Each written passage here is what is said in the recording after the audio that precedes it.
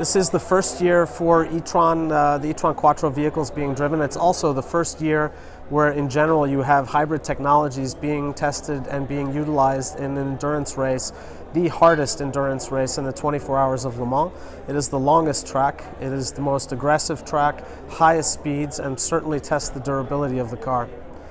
Yeah, so our competitors Toyota are using a capacitor system which basically weighs more, is packaged in the rear of the car, and they drive a V8 naturally aspirated engine. We, on the other hand, have chosen to go a different route, that we have, again, the TDI engine that powers the rear axle, and we use the E-Tron, the flywheel that winds up and absorbs the power and then releases that as energy through two motors on the front axle, left and right wheel.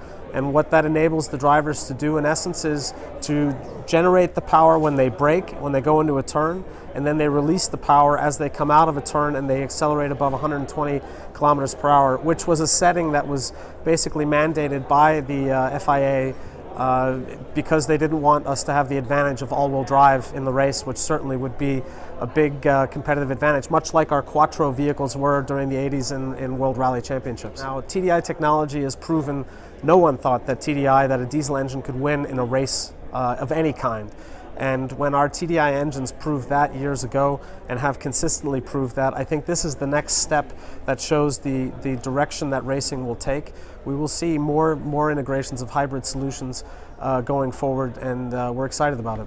Yeah, the races and the technology that we utilize at races, it is really a proving ground for the durability, how to package, how to execute a technical solution for any one of the technologies that we've introduced. We will see that continue to roll into the road cars, and we're really pleased with the type of wins that we get. We're obviously very successful at Le Mans. We're going for our 11th win at the 80th running of the legendary 24-hour race.